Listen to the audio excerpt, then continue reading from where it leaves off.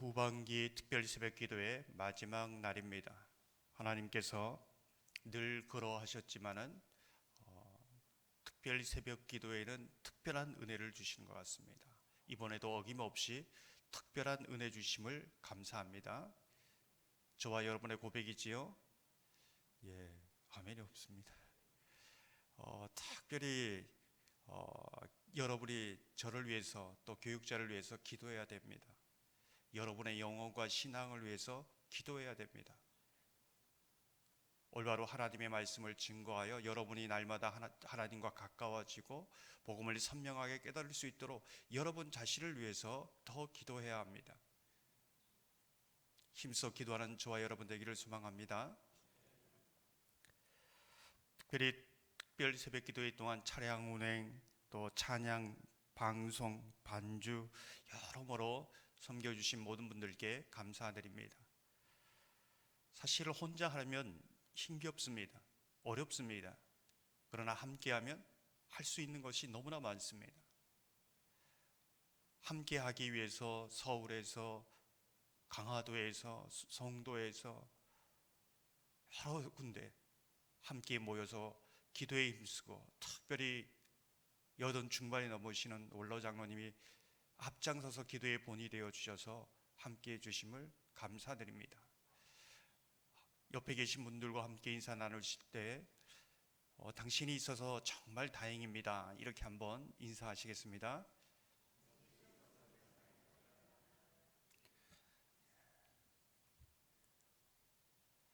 우리가 하나의 기도하는 사람은 늘 새벽에 기도하지만 우리가 기도의 불씨가 라고 생각하면 많이 모이면 큰 불이 되어집니다. 더욱 기도에 힘쓰기를 바랍니다. 이번 한 주간 성령의 열매로 이 주제를 삼고 말씀을 붙잡고 달려왔습니다. 하나님이 우리를 사랑하기에 하나님은 사랑이시고 우리를 어떻게 사랑하는지 우리가 잘 이해하지 못해서 좀 이렇게 나누어 본 것이 성령의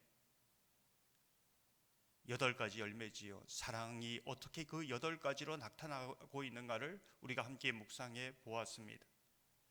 하나님께서 우리를 사랑하기에 그 사랑을 알았습니다. 여전히 내가 어떤 상황 속에서도 그 사랑이 조금도 변질되지 않고 나를 사랑하시는 그 사랑할 수밖에 없는 존재라는 것을 우리가 알게 된 것이죠. 그래서 그 사랑으로 하나님을 사랑하고 그 사랑으로 아직은 좀 초보적이지만은 이 사랑의 지경을 넓혀갑니다. 나만 사랑하고 우리라는 울티를 만들어서 전혀 다른 사람처럼 밀어내고 이제 그 부분을 넘어서서 이제는 모든 사람들 가운데 그 사람이 어떤 사람이든지 나도 주님의 사랑처럼 여전히 사랑하는 그 사랑으로 조금씩 배워가고 빚어가는 소망을 가지게 됩니다. 또 그렇게 일하신 하나님을 보게 되는 것이지요. 하나님이 우리를 사랑하기에 우리가 정말 하나님의 기쁨의 존재라는 것을 깨닫게 되고 믿게 되었습니다. 우리 삶 속에 일어나는 것이 너무 모순적인 부분이 많고 전혀 우리를 배려하거나 사랑하지 않는 것처럼 보이는 것, 그런 사건과 상황이 너무나 많습니다. 하지만 하나님께서는 우리의 기쁨의 최고의 기쁨의 인생, 최고의 인생을 위해서 이 모든 것을 사용하시고 빚어가시고 하나님의 뜻과 계획이 조금도 변함이 없이 세워가시는 과정임을 보고 우리는 어떤 상황 속에서도 기뻐할 수 있는 것이지요. 그러한 기쁨이 저와 여러분 가운데 있기를 소망합니다. 하나님께서 우리를 사랑하시기에 우리의 원초적인 근본적인 죄로 인한 불안과 두려움은 떠나가질 않습니다. 누가 이것을 해결해 주겠습니까? 예수 그리스도께서 십자가의 죽으심으로 그 죄의 문제를, 죽음의 문제를 완전하게 해결해 주셨습니다. 부활하신 주님, 전능하신 그 하나님이 오늘도 함께 계셔서 나를 도우시기에 사망의 음침한 골짜기에 있다 할지라도, 인생의 절벽 가운데 있다 할지라도 하나님이 나와 함께 하시는, 나를 도우신다는 그 믿음이, 그 신뢰가 절대적인 어떤 다른 조건 가운데 하나가 절대적인 조건으로 하나님의 평안을 누리게 하는 것이지요. 다윗처럼 광야 한가운데 쫓기면서 창을 피하면서 노래를 부릅니다. 그러한 은혜가 저와 여러분 가운데 있기를 소망합니다. 그 사랑은 우리 관계 속에서 연결되어집니다. 저 사람은 내가 좋아하고 내가 싫어하는 사람, 조건을 따지다 보면 화목할 수 없습니다. 예수님이 절대 조건이 될 때 온전히 하나 될 수 있고 화해할 수 있고 용서할 수 없는 사람이었고, 다른 어떤 조건이 아니라 예수님이 절대 조건이 될 때 예수님 때문에 이것이 가능하다는 것을 말해주고 있습니다. 하나님과 화평의 관계를 이룬 사람은 사랑과의 화평으로 같이 갑니다. 하나님 안에서 화평을 누릴 뿐만 아니라 사람과의 관계에서도 화평을 이루는 저와 여러분 되기를 주님의 이름으로 축원합니다. 오늘은 성령의 열매 가운데 오래 참음입니다. 이 오래 참음은 어떤 열매일까? 하나님이 우리를 사랑하기에 우리를 참아주시는 그 인내에 근거할 수 있다, 이렇게 볼 수 있습니다. 하나님의 그 오래 참아주심은 그래 너희들이 얼마큼 잘 참나 보자, 그런 인내가 아닙니다. 내가 너희를 참아볼 때까지 내가 참아보겠다, 그런 인내도 아닙니다. 이 오래 참음도 하나님의 사랑에 근거하고 있습니다. 그래서 하나님의 사랑을 가장 잘 표현하고 있는 부분이 오래 참음입니다. 고린도전서 13장도 사랑은 오래 참고, 만약 하나님의 인내를 보면서 하나님 우리도 열심히 참아보겠습니다, 인내해보겠습니다, 참을 때까지 한번 참아보겠습니다, 이것이 신앙의 인내라면 어떨까? 정말 우리에게 기쁨이 될까? 이것이 정말 복음이 될까? 이게 정말 하나님의 사랑이라고 할 수 있을까? 여러분은 어떻게 생각하십니까? 하나님의 인내는 무엇이며 우리가 하나님 앞에 인내한다는 것은 어떤 의미일까? 질문하게 되는 것이지요. 저는 구약의 아브라함을 통해서 또 사라를 통해서 하나님의 인내와 또 우리의 인내가 무엇인지를 함께 묵상해 보고자 합니다. 하나님께서는 아브라함과 사라에게 죽은 돼지만은 100세에 이삭을 주겠다 약속했습니다. 이 약속을 받은 아브라함과 사라는 그 약속을 잘 붙들고 인내하며 기다렸습니까? 정말 잘 기다렸는가? 정말 온전히 이 인내를 이루었기 때문에 이삭을 얻었는가? 도대체 아브라함과 사라의 오래 참음은 어디서 나온 것인가? 이제 이것을 질문하게 되는 것이죠. 사실 아브라함과 사라는 잘 기다리지 못했습니다. 번번이 불순종했습니다. 번번이 인내가 바닥이 났습니다. 그 대표적인 사건이 하갈을 통해서 이스마엘을 낳는 사건이지요. 학자들은 그 기다림 동안 수없이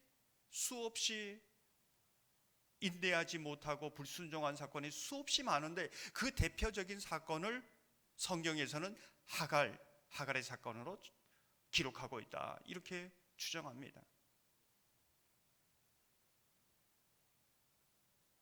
그렇다면 아브라함과 하란은 어떻게 끝까지 인내하며 그 약속대로 이삭을 낳을 수 있었는가? 하나님께서 기다리셨습니다. 하나님께서요 그들을 바라보면서 팔짱을 끼고 내가 기다려줄게, 그런 기다림이 아니었습니다. 기다리면서 아브라함과 사라에게 인내할 수 있도록 그들을 바꾸어 가시고 빚어 가십니다. 그들을 세워 가시는 것이지요. 인내하는 것이 아니라 인내할 수 있도록 도우시는 겁니다. 하나님의 인내로 이것이 가능한 것이지요. 하나님께서는 이삭을 주신다는 약속에 대해서 아브라함님과 사라가 의심할 때에 그 인내가 바닥이 났을 때 찾아가서 말씀을 들려주십니다. 격려해 주십니다. 그 믿음을 도우시는 것이지요. 창세기 15장 2절을 보면 이렇게 말씀합니다. 아브라함이 이르되 주 여호와여 무엇을 내게 주시려 하나이까? 나는 자식이 없사오니 나의 상속자는 이 다메섹 사람 엘리에셀이니이다. 이삭 주신다는 그 약속 믿지 못했습니다. 믿음의 한계가 왔습니다. 그때 하나님께서는 아브라함을 밖으로 데리고 나가서 하늘의 별을 보여주면서 너의 자손이 이렇게 별같이 많아질 것이다. 자꾸 말씀을 들려주실 때 아브라함이 그 정도면 믿을만 합니다. 예, 제가 한번 믿어보겠습니다. 그래서 또 이제 한 발자국을 내디었습니다. 창세기 15장 5절 6절을 보면 그를 이끌고 밖으로 나가 이르시되 하늘을 우러러 무뼈를 셀 수 있나 보라. 또 그에게 이르시되 내 자손이 이와 같으리나. 아브라함이 여호와를 믿으니 여호와께서 이를 그의 의로 여기시고. 아브라함이 인내하고 약속을 믿은 근거는 그가 잘 믿어서가 아닙니다. 계속 하나님께서 아브라함에게 말씀으로 설득하셔서 가능한 일이지요. 아브라함을 말씀을 통해서 바꾸어 가시는 겁니다. 특별히 15장에는 아주 강력한 선포를 하십니다. 15장 17절을 보면 해가 져서 오를 때에 연기나는 하루가 보이며 타는 햇불이 쪼갠 고기 사이로 지나더라. 십자가의 예표가 되는 말씀이지요. 짐승이 반으로 쪼갠 것처럼 내가 내 약속을 어기면 나도 이렇게 되겠다. 나는 절대 약속을 어기지 않는다. 이렇게까지 얘기를 하셨는데, 이렇게까지 여러 번 말씀하셨는데 아브라함과 사라는 인내했습니까? 그 이후에 하갈의 사건이 나옵니다. 믿지 못했습니다. 인내하지 못했습니다. 기다리지 못했습니다. 얼마 가지 않아서 더 이상 못 믿겠습니다. 그렇게 말씀하셨는데도 기다리지 못했습니다. 하갈을 통해 그 약속을 이어가려고 하는 것이지요. 그 이후 아브라함과 하나는 한숨과 고통의 나날을 보냅니다. 그렇게 10년이 흘렀습니다. 그러나 하나님은 포기하지 않았습니다. 하나님의 인내는 바닥이 나지 않았습니다. 창세기 17장 1절 보면 이렇게 말씀합니다. 아브라함이 99세 때에 여호와께서 아브라함에게 나타나서 그에게 이르시되 나는 전능한 하나님이라 너는 내 앞에서 행하여 완전하라. 또 말씀하시는 겁니다. 또 말씀하시는 거지요. 근데 이번에 말씀 들을 때에 아브라함이 99세 제가 잘못했습니다. 제가 인내하지 못해서 잘못했습니다. 하나님은 하나님의 약속을 이루실 겁니다. 이렇게 반응한 것이 아닙니다. 창세기 17장 17절을 보면 이렇게 말씀합니다. 아브라함이 엎드려 웃으며 마음속으로 이르되 100세 된 사람이 어찌 자식을 낳을까? 사라는 90세니 어찌 출산하리요 하고. 하나님의 약속을 비웃었습니다.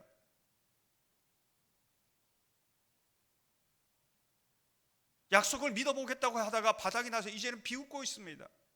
하나님이 말씀하신 대로 피식 웃는 것입니다. 믿음도 없고 인내도 없습니다.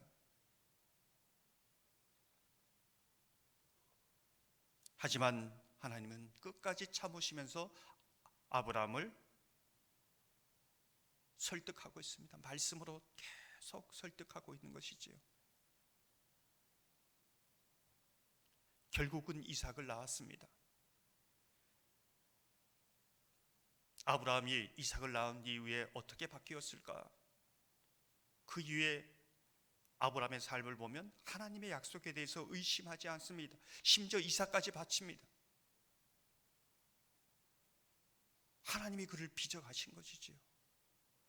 그렇게 바꾸어 가시는 겁니다. 이게 하나님의 인내가 가능케 한 겁니다. 아브라함이 위대해서가 아닙니다. 이것이 하나님의 인내고 이것이 우리의 인내입니다.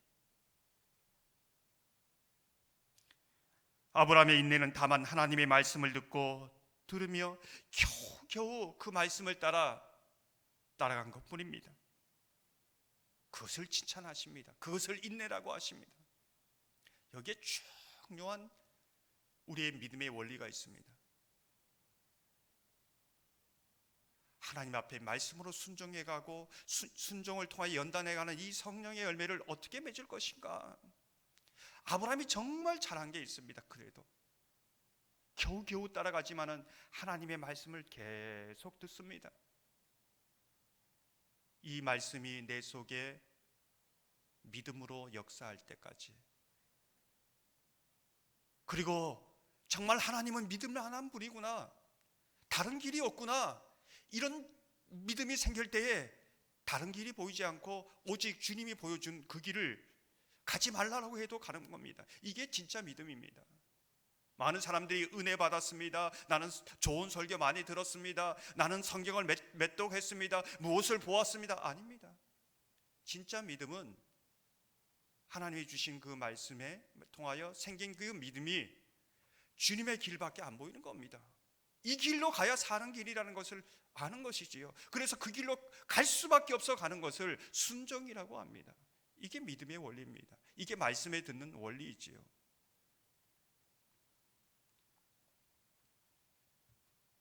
그렇다면 우리가 오래 참음을 통하여 성령의 열매를 맺는다는 것은 어떻게 또 구체적으로 알 수 있을까?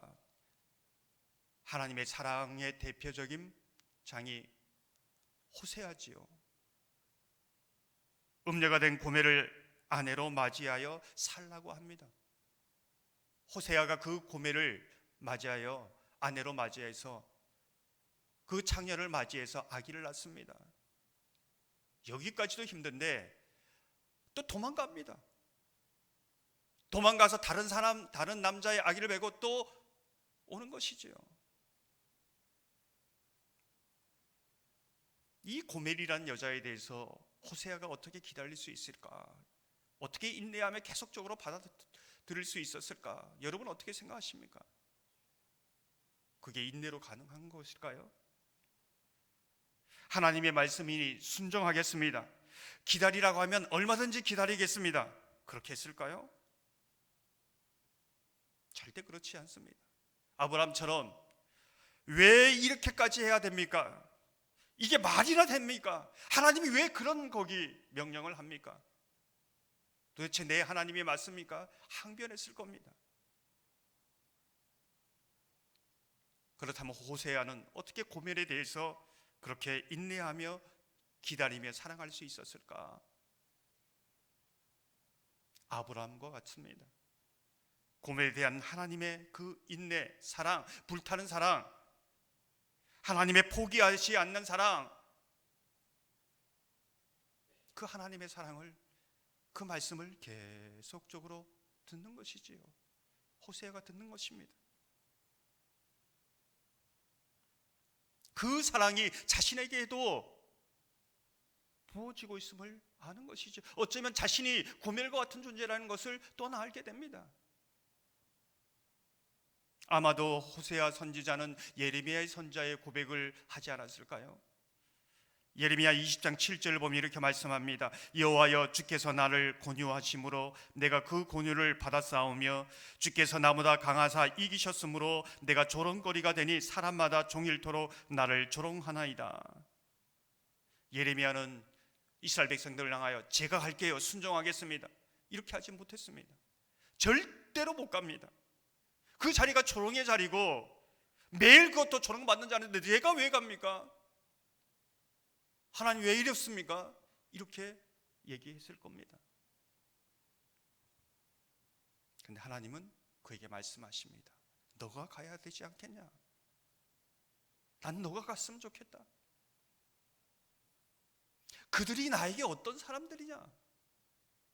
또 말하고 또 말하는 것이지요. 결국은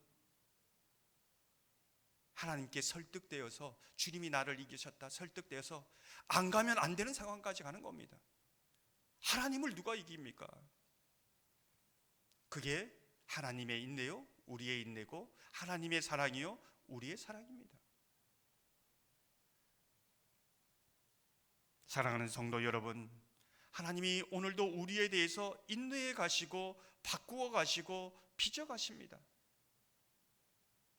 그 사랑, 그 은혜가 오늘도 우리에게 말씀하시는 그 말씀을 통하여 가능케 합니다.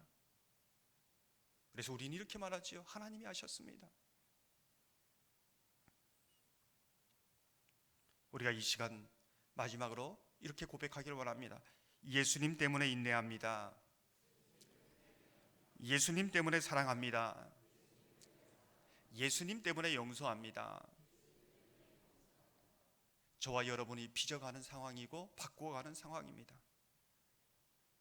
하나님 우리에게 인내하시고 포기하지 않았듯이 여러분도 하나님을 바라보며 계속적으로 하나님과 함께 동행하는 그러한 은혜가 있기를 주님의 이름으로 축원합니다. 함께 기도하겠습니다.